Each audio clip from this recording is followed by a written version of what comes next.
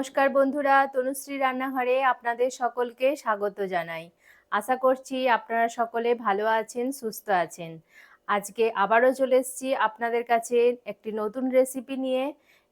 আজকে আমি বানাবো খাসির চর্বি দিয়ে ঘুগনির রেসিপি। এই ঘুগনির রেসিপিটি কিন্তু খেতে খুবই সুন্দর হয়। আমরা যেমন দোকান থেকে নানান জায়গায় গিয়ে দোকান স্ট্রিট ফুড থেকে আমরা খেয়ে থাকি, ঠিক সেরকমভাবেই আজকে আমি বানাবো।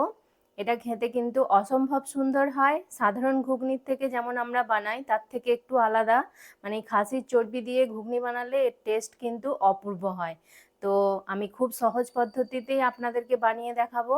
তো তাহলে চলুন ঝটপট শুরু করে দিই রান্নাটা। বন্ধুরা, এই ঘুগনি বানানোর জন্য আমি কি কি নিয়েছি সেটা আগে আপনাদেরকে দেখিয়ে দিই। আমি এখানে মটর কড়াই নিয়েছি, আর এটাকে আমি দেখুন 6-7 ঘন্টা জলেতে ভিজিয়ে রেখেছিলাম ভালো করে। তারপর আমি জলটা ছেঁকে ধুয়ে নিয়েছি। আর লাগবে হচ্ছে আলুগুলোকে এরকম ছোটো ছোটো ডুমো ডুমো করে কেটে নিয়েছি। আর লাগবে হচ্ছে খাসির চর্বি। তো এই খাসির মাংসের চর্বিটাকে আমি ছোটো ছোটো করে দেখুন এরকম ছোটো ছোটো করে কেটে নিয়েছি। আর লাগবে হচ্ছে পেঁয়াজ, একটা বড় সাইজের পেঁয়াজকে আমি একদম ছোটো ছোটো করে কেটে নিয়েছি। একটা টমেটোকে ছোটো ছোটো করে কেটে নিয়েছি। আর এখানে নিয়েছি আদা, রসুন আর কাঁচা লঙ্কাকে একসাথে আমি পেস্ট বানিয়ে নিয়েছি। আর এখানে একটা গরম মশলা, গোটা গরম মশলাকে আমি একটু সিলে বেটে পেস্ট বানিয়ে নিয়েছি। তাহলে এই কটা উপকরণ দিয়েই আমার আজকের রান্না হয়ে যাবে খাসির চর্বি দিয়ে ঘুগনি রেসিপি। তাহলে চলুন রেসিপিটি শুরু করা যাক। বন্ধুরা, এবার আমি কড়াইটাকে সেদ্ধ করব, তার জন্য একটা প্রেসার কুকার নিয়ে নিয়েছি। এবার প্রেসার কুকারের মধ্যে আমি কড়াইটা দিয়ে দিচ্ছি। সব কড়াইটা আমি প্রেসার কুকারের মধ্যে দিয়ে দিচ্ছি। দিয়ে এবার প্রয়োজন অনুযায়ী জল দিয়ে দেব। প্রয়োজন মতো জল দিয়ে দিলাম। আর দেব একটু লবণ, স্বাদ অনুযায়ী একটু লবণ দিয়ে দেব। এই সময় লবণটা দিলে কি হবে, কড়াইয়ের মধ্যে ভালোভাবে লবণটা কিন্তু ঢুকে যাবে আর ভালোভাবে সেদ্ধ হয়ে যাবে। এবার আমি ঢাকনাটা বন্ধ করে দিচ্ছি। প্রেসার কুকারের ঢাকনাটা বন্ধ করে আমি 5টা সিটি দিয়ে নেব। বন্ধুরা, কড়াইটা আমার সেদ্ধ হয়ে গেছে। তো এবার আমি আলুটা ভেজে নেব। তার জন্য একটা কড়া বসিয়ে দিয়েছি, আর তাতে কিছুটা পরিমাণ তেলও গরম হবার জন্য বসিয়ে দিয়েছি। তেলটা ভালোভাবে গরম হয়ে গেছে। এবার আলুগুলো আমি এতে দিয়ে দেব। আলুগুলো দিয়ে এতে একটু নুন আর হলুদ দিয়ে দেব। অল্প একটু লবণ দিয়ে দিচ্ছি, আর দিয়ে দেব একটু হলুদ। এবার ভালো করে এটা একটু মিশিয়ে নেব, নিয়ে আলুগুলোকে ভালো করে ভেজে নেব। দেখুন 2-3 মিনিট হয়ে গেছে। এবার আমি খুলে দেখাচ্ছি। দেখুন আলুটা অনেকটাই ভাজা হয়ে গেছে, আর আলুটা বেশ নরমও হয়ে গেছে। তো এবার আমি আলুটা তুলে নেব। আলুটা আমি একটা পাত্রে তুলে নিচ্ছি।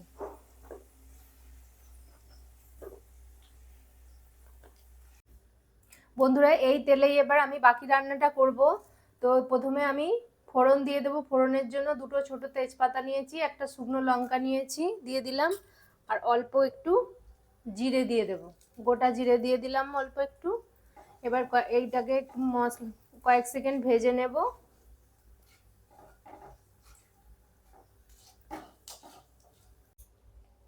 এবার আমি পেঁয়াজ কুচিটা দিয়ে দিচ্ছি।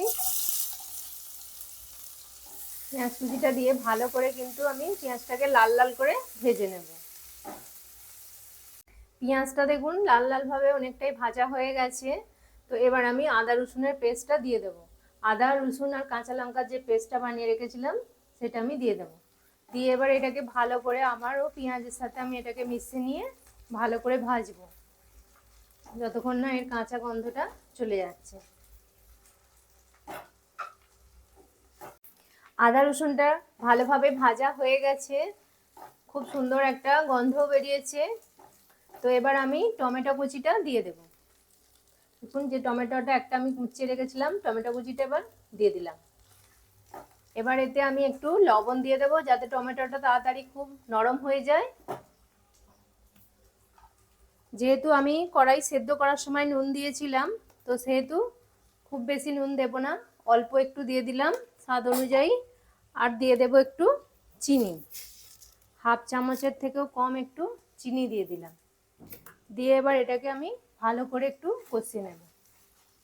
আর এই সময় গ্যাসের ফ্লেমটা লোয়ে রাখবো, নাহলে কিন্তু মশলাটা পুড়ে যাবে।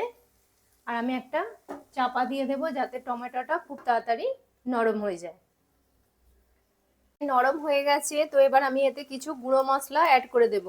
প্রথমে আমি হলুদ গুঁড়ো দিয়ে দিচ্ছি হাফ চামচ মতো, আর দিয়ে দেব লঙ্কা গুঁড়ো। আপনারা যেরকম ঝাল পছন্দ করেন সেই অনুযায়ী দিয়ে দেবেন। আমি 1 চামচ লঙ্কার গুঁড়ো দিয়ে দিলাম, 1 চামচের থেকে একটু বেশি লঙ্কা গুঁড়ো দিয়ে দিলাম। আর দিয়ে দেব হাফ চামচ জিরে গুঁড়ো, হাফ চামচ ধনের গুঁড়ো,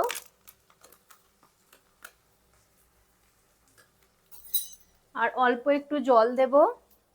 দিয়ে মশলাটাকে ভালো করে কষাবো। অল্প একটু জল দিয়ে দেবো, নালে কিন্তু মশলাটা পুড়ে যাবে।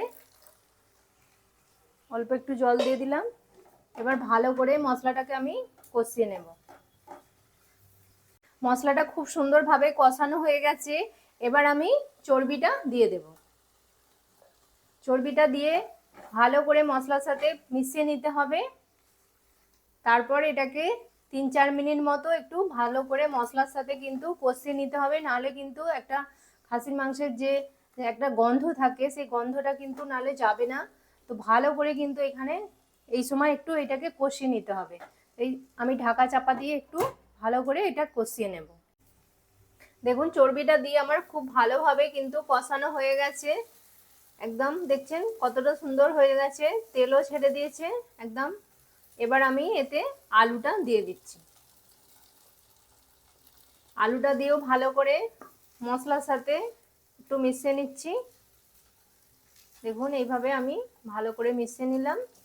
এবার আমি সেদ্ধ কড়াইটা এতে দিয়ে দেব।